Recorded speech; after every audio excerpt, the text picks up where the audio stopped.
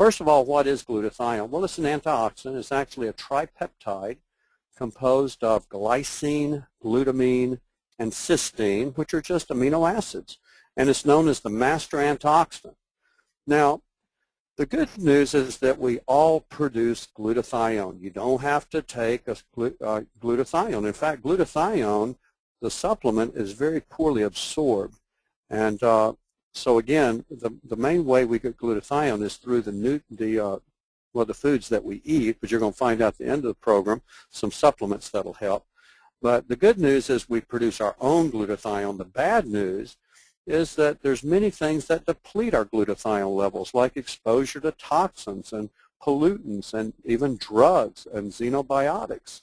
Poor nutrition, the aging process really drains our glutathione. You'll see that in another slide. Chronic inflammation is like having a leak in your glutathione gas tank, as well as chronic inflammations or infections. Chronic infections like HIV. Most HIV patients and AIDS patients have very low glutathione levels, chronic hepatitis C, and I check the glutathione levels of these patients.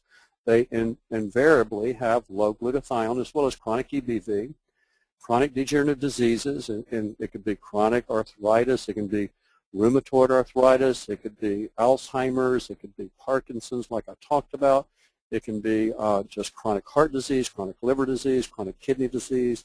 They typically have low glutathione levels because it depletes the body of glutathione, just degeneration. Pollution will deplete your glutathione levels. Lack of sleep will deplete glutathione, as well as stress, excessive stress, not coping with stress, traumas and major life events, divorces, lawsuits, all of this. It depletes your glutathione levels. And especially toxins deplete the glutathione.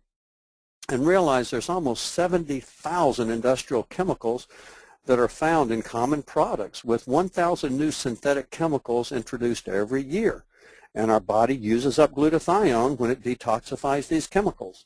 The EPA estimates that the average American may be carrying about 700 industrial chemicals in their body. 700 chemicals. Well, guess what that's doing? It's lowering the glutathione level.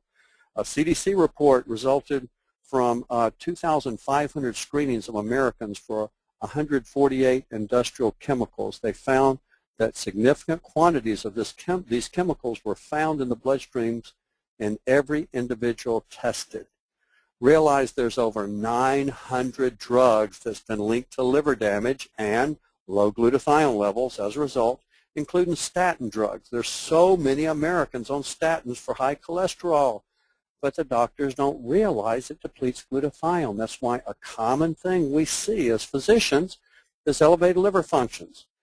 And that's why it's important to put these people on a glutathione boosting supplement, because it'll help to correct a lot of the liver function abnormalities. Hormone contraceptives, antibiotics, also chemotherapy drugs. The main drug and the drugs that cause cancer are your chemotherapy drugs. Yes, years after taking chemotherapy drugs, there's generally an increased risk of especially lymphomas and leukemias, and they deplete glutathione levels and affect the liver.